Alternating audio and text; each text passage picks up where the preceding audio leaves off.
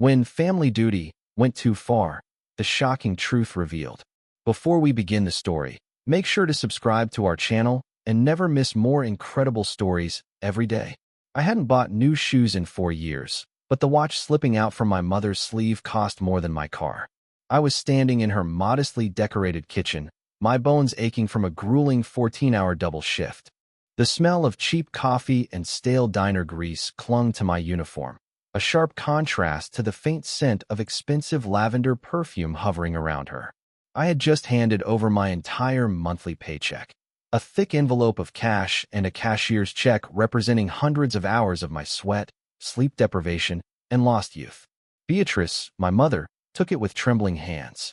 Tears welled up in her eyes, perfectly timed, as they always were.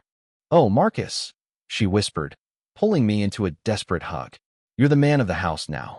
I don't know how we'd survive this crushing family debt without you." As her arm wrapped around my neck, her cardigan sleeve slid back. That's when I saw it. The glint of rose gold. A pristine, diamond-encrusted designer watch. It made absolutely no sense. We were supposed to be drowning in legal and medical bills from my younger brother's alleged crisis a decade ago. I had sacrificed my entire life to keep us afloat. I didn't go to college. I didn't date. I just worked. "Where did you get that watch, Mom?" I asked, my voice cracking under the weight of sudden, inexplicable exhaustion. She yanked her arm back, her face flushing. "This? Oh, sweetheart, it's a cheap knockoff. A little gift to myself from the flea market to keep from falling into total despair." She forced a frail smile, but her eyes darted away. Have you ever loved someone so much you didn't realize they were drowning you? I wanted to believe her. I needed to believe her, because the alternative was too horrifying to comprehend. If that watch was real, everything I had suffered for was a lie. I kissed her cheek and walked out into the freezing rain, my empty pockets serving as a harsh reminder of my duty.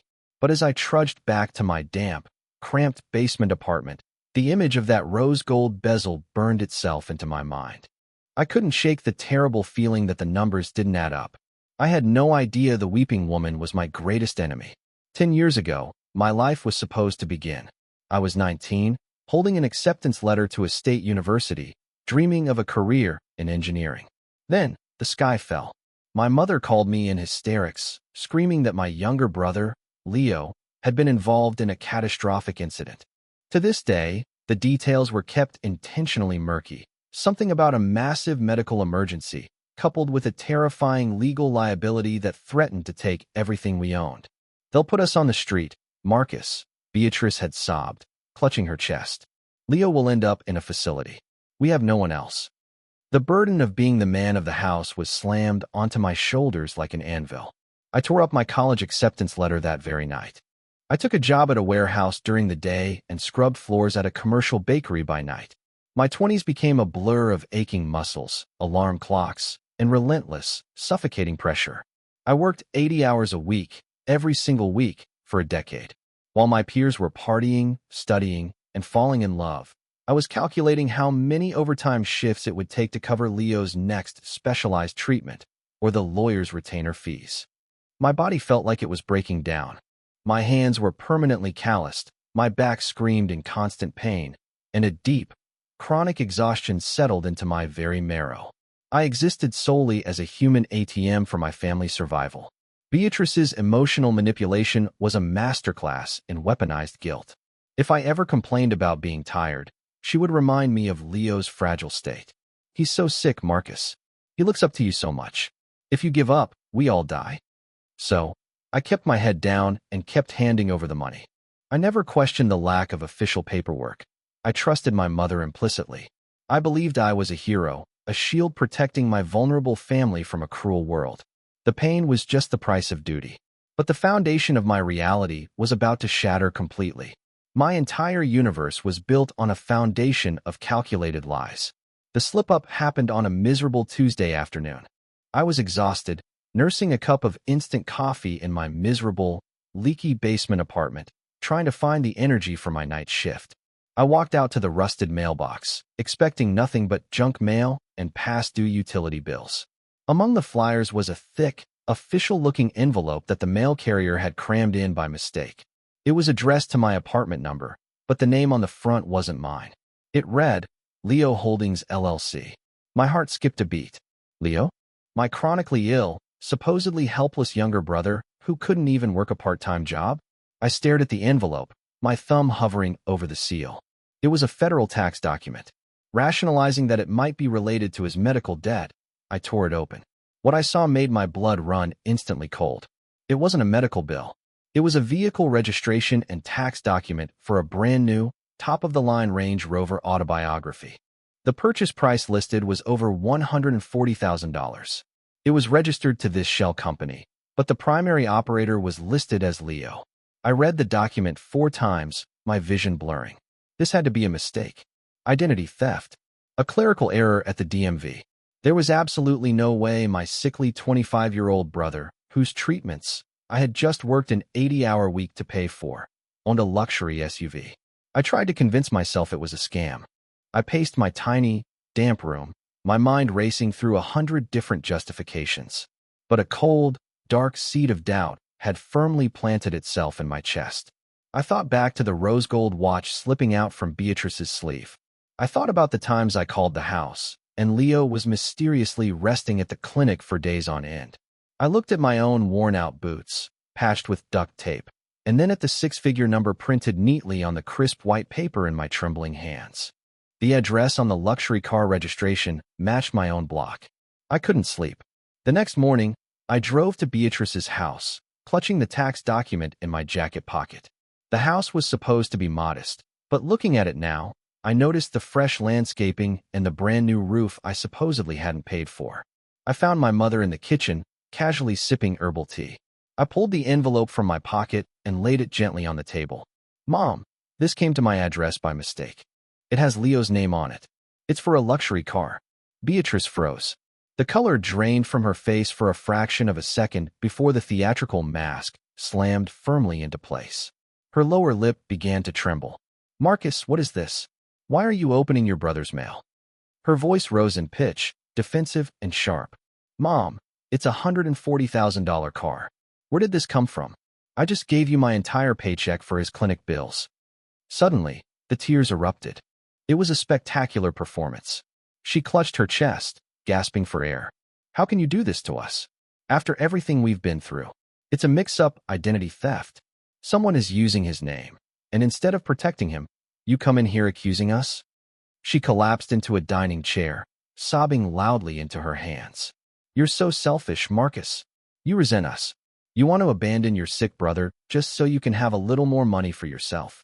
The weaponized guilt hit me like a physical blow. The conditioning of the past 10 years kicked in automatically. I felt like a monster. My mother was crying, my brother was supposedly fighting for his life, and I was holding a piece of paper, playing interrogator. I quickly backed down, apologizing profusely, telling her I was just stressed from work. I hugged her, feeling the stiff tension in her shoulders. She sniffled, wiping away her crocodile tears, and told me to just destroy the document and forget about it. I nodded, playing the obedient son once again. I apologized for doubting her, entirely unaware I was tightening my noose. I didn't destroy the document. I hid it under my mattress. The guilt of upsetting my mother was eating me alive, but the math in my head was screaming that something was fundamentally wrong. I was desperate for clarity, for someone to tell me I wasn't losing my mind. That night, sitting in the dark of my basement, I made a decision that felt like treason. I found a dusty, old address book and dialed the number for Uncle Greg.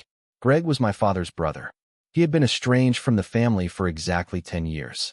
Beatrice had always painted him as a greedy, heartless monster who abandoned us during our darkest hour, refusing to lend a single dime when the crisis hit. I hadn't spoken to him since I was 19. The phone rang 4 times before a gruff voice answered. Hello. I swallowed hard. Uncle Greg, it's Marcus.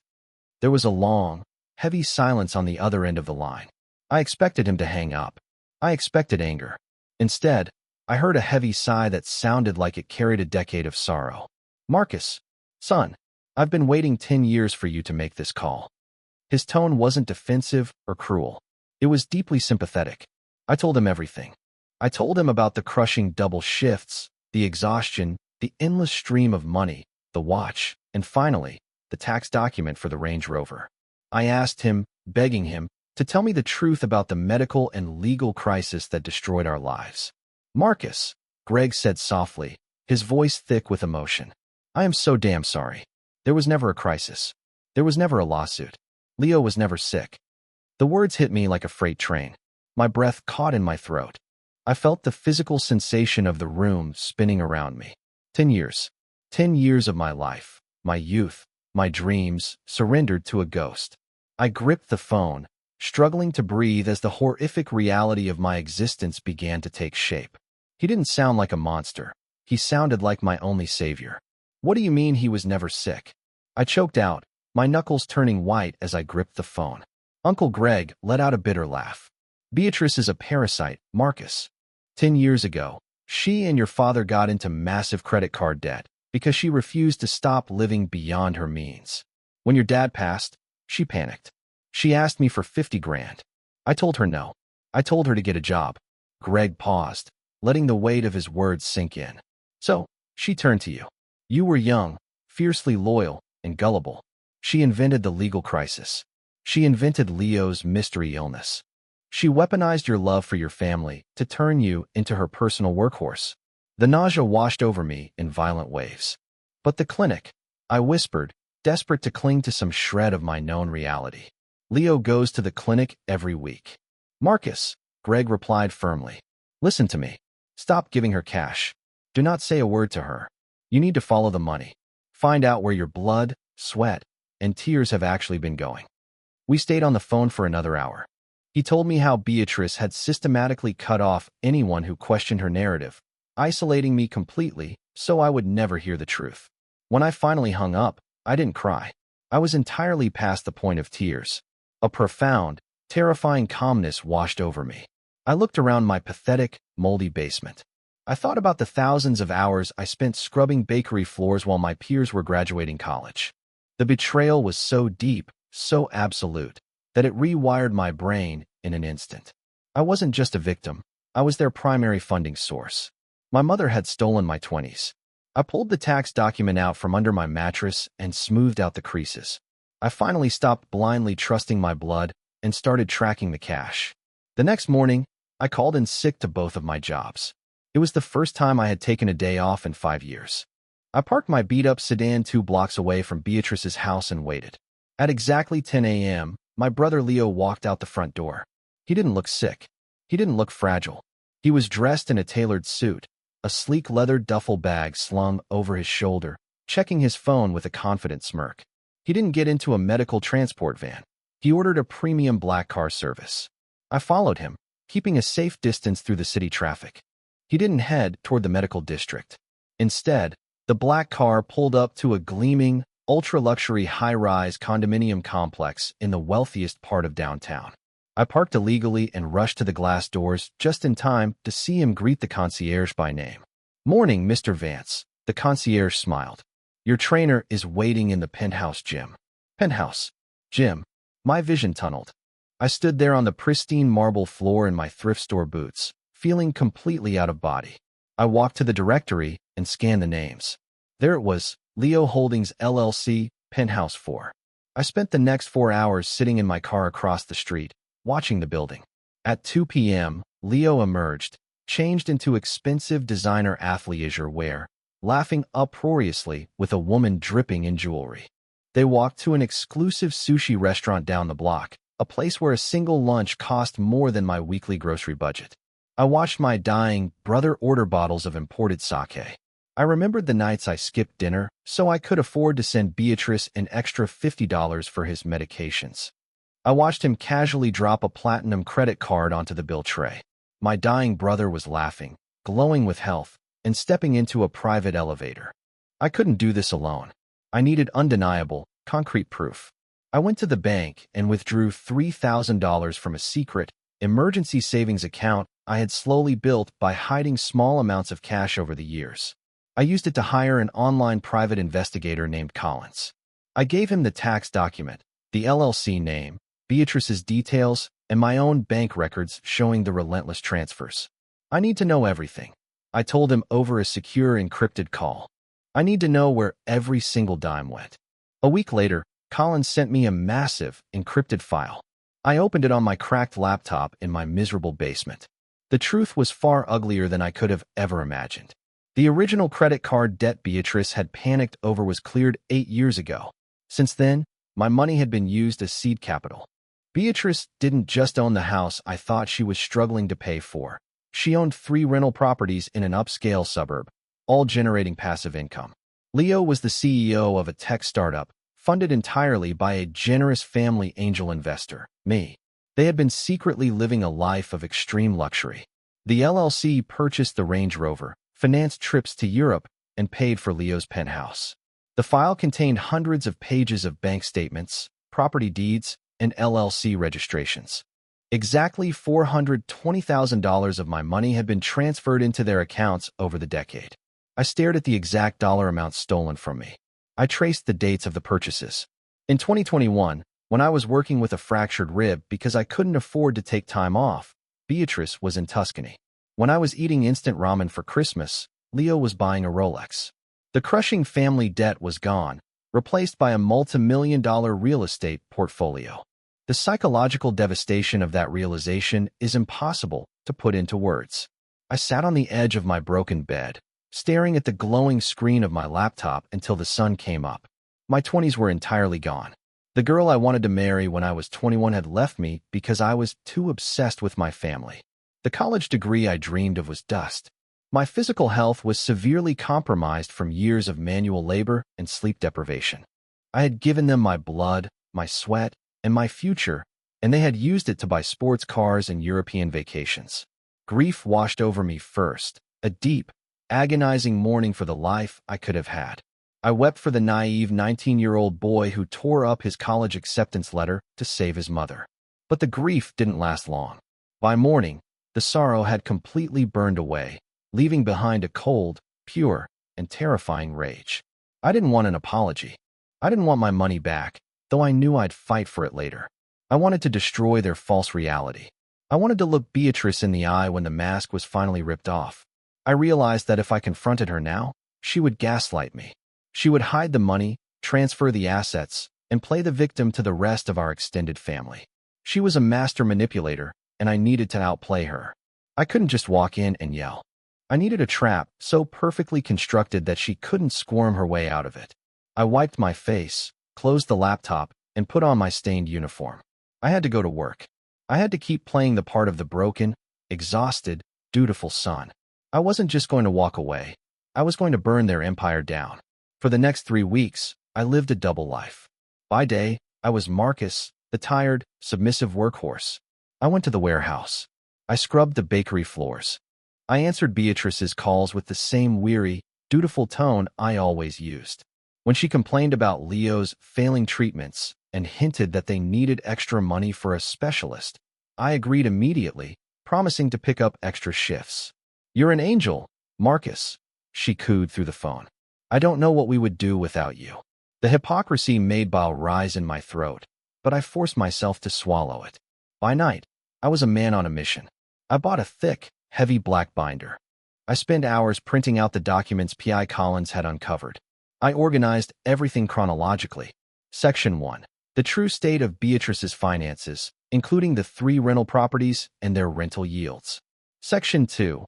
Leo Holdings LLC, the Range Rover registration, and the penthouse lease agreement. Section 3. A brutal, detailed spreadsheet I created, matching the dates of my grueling overtime checks directly to their luxury purchases. I included photos I had taken of Leo at the high-end sushi restaurant and Beatrice walking out of a designer boutique downtown. Every page was a nail in their coffin. The binder grew heavy, thick with 10 years of undeniable, concrete proof of their financial and emotional abuse. I kept it hidden in my trunk, carrying it with me like a loaded weapon. I knew the moment of reckoning was coming. I just needed Beatrice to make the next move, to demand a sum so large that it would force a face-to-face confrontation. I didn't have to wait long. Every exhausted smile I gave my mother was a lie hiding a mountain of undeniable proof. The phone rang at 2 a.m. on a Sunday. It was Beatrice, and she was putting on the performance of a lifetime. She was sobbing so hysterically I could barely understand her words. "Marcus! Oh God, Marcus, you have to help us," she wailed into the receiver. "It's Leo. His condition. It's rapidly deteriorated. The clinic says they need to do an emergency, experimental procedure immediately, or he won't make it through the month. I sat up in the dark, my heart pounding not out of fear for my brother, but with the adrenaline of a predator spotting its prey. "What do you need, Mom?" I asked, keeping my voice panicked and breathless. "They need $15,000, Marcus. Cash, up front, tomorrow. I know it's impossible. I know you don't have it, but you have to take out a loan. You have to save him. Please. $15,000. The sheer audacity of the demand was breathtaking. She knew exactly how little I made. She wanted me to go into crippling, high-interest debt so they could likely fund their next luxury vacation or buy Leo another toy. 10 years ago, this phone call would have sent me rushing to predatory payday lenders. Today, it was the green light I had been waiting for. "Okay," I said, my voice trembling perfectly. "Okay, Mom. Don't cry. I'll fix it. I have an emergency fund. I'll withdraw the money tomorrow." I could hear the subtle, immediate shift in her breathing, the sharp intake of triumphant relief disguised as a sob. "Oh, bless you, Marcus. You are our savior." She demanded my absolute sacrifice, and I promised to give her exactly that. "There's one condition," I added quickly, before she could hang up. "My bank has flagged my account for large withdrawals due to the recent fraud alerts in the area. They're requiring me to hand over the money to you and Leo in person, together, so they have a record of the transfer of custody." There was a brief, tense silence on the line. Beatrice didn't like deviations from her script. "Leo is very weak, Marcus. He can't leave the house." "Mom, I can't get the cashier's check cleared unless I see him," I lied smoothly, using the stern man of the house tone she had ingrained in me. "I'll bring it to you. Let's meet at that new place downtown, L'Orangerie. It's right next to my bank branch. I'll buy you both a quiet lunch, hand over the envelope, and you can take him straight back to bed." L'Orangerie was the ultra-exclusive, ridiculously expensive French restaurant I knew Leo frequented, located just 2 blocks from his luxury penthouse. Beatrice hesitated, then sighed deeply. "Fine. For Leo's sake, we will make the effort. We'll see you at noon." I hung up the phone and stared at the ceiling. The adrenaline was coursing through my veins like ice water. I didn't sleep a wink that night. I showered, shaved, and put on the only decent suit I owned, a cheap, ill-fitting polyester thing I bought for a funeral 5 years ago. I walked out to my car and retrieved the heavy black binder from the trunk. I didn't have $15,000, but I was about to serve them a dish that would cost them everything. The trap was perfectly set for the most expensive dinner of their deceptive lives. I arrived at L'Orangerie 20 minutes early. The maitre d' looked at my cheap suit with visible disdain, but I had used the last of my credit to reserve a private corner booth. At exactly noon, Beatrice and Leo walked in. The sight of them almost made me lose my composure. Leo wasn't in a wheelchair or looking frail. He wore a pristine designer cashmere sweater and looked vibrant, though he tried to slump his shoulders when he saw me. Beatrice rushed over, her face a mask of tragic concern. "Marcus, darling," she cooed, reaching for my hands. "Do you have it? Let's make this quick. Leo needs to lie down." I sat back in the plush leather booth. I didn't reach for my pocket. Instead, I reached into my briefcase and pulled out the heavy black binder, dropping it onto the pristine white tablecloth with a loud, resounding thud. "There's no check, Mom." The tragic mask faltered. Leo frowned, sitting up slightly straighter. "What is this, Marcus? What's going on?" Beatrice asked, her voice dropping an octave, the panic starting to bleed through. I slid the binder across the table. "That is the deed to your 3 rental properties. That is the registration for Leo's Range Rover. That is the lease for Penthouse 4. And those are the bank records showing exactly how my blood money funded Leo's startup." The silence in the restaurant was deafening. I watched Beatrice's eyes scan the first page. I watched the blood completely drain from Leo's face. The charade was over. The weeping, helpless mother vanished, replaced by a cold stranger staring at the evidence. Beatrice slammed the binder shut, her eyes darting around the restaurant to see if anyone was watching. Her face contorted into a snarl I had never seen before. It was pure, unadulterated venom. "How dare you?" she hissed, her voice a terrifying whisper. "You went snooping through our lives? You ungrateful little bastard." Leo leaned forward, no longer playing the sick boy. He looked aggressive, arrogant. "Listen, man, you don't understand how business works. We were going to pay you back eventually. You're overreacting. I'm overreacting? I laughed, but it was a harsh, broken sound. You stole 10 years of my life. I scrubbed floors while you drank champagne, Leo. You told me you were dying. Beatrice pointed a shaking finger at me. We raised you. You owed us. If you walk out that door, you have no family. I will ruin you. I will tell everyone you abandoned your dying brother. Tell them, I said, my voice completely steady. Tell them all. Because I sent a digital copy of this entire binder to Uncle Greg, Aunt Sarah, and every single one of your friends an hour ago. Oh, and I've frozen the joint checking account you used to drain my paychecks. You don't have a dime of my money left. Beatrice let out a sound that was half gasp, half scream. Leo lunged across the table, grabbing the lapels of my cheap suit. You piece of shit, he spat. I shoved him off me with the strength built from 10 years of manual labor. He stumbled backward, knocking over a crystal water glass that shattered loudly on the floor. The entire restaurant went dead silent. Don't ever contact me again, I said, standing up. I left them sitting with the bill and walked out into the freezing night. The aftermath was a hurricane. As promised, my extended family exploded. Uncle Greg distributed the files far and wide. Beatrice tried to spin a narrative of a mental breakdown, but you can't gaslight property deeds and tax records. She was completely ostracized. Leo's startup investors, upon learning of his fraudulent background and the source of his seed money, launched an investigation. I hired a tough lawyer on contingency to sue them for fraud and financial abuse. It's an uphill battle, but I'm fighting it. The hardest part wasn't the legal battle. It was the silence in my apartment. For the first time in 10 years, I didn't have to wake up at 4 a.m. I didn't have a family to save. I had to learn how to exist just for myself. I started going to therapy. I bought myself a new pair of boots. I enrolled in community college for the spring semester. I still have nightmares where Beatrice is crying, begging for my paycheck, but they are getting less frequent. I'm sharing this because I know there are others out there.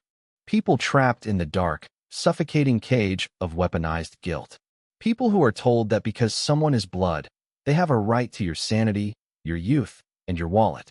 Love should never require your absolute destruction. If someone is drowning you to keep themselves on a luxury yacht, let go of the rope. You are allowed to walk away. You are allowed to live your own life. Family duty shouldn't mean destroying yourself just so someone else can live comfortably.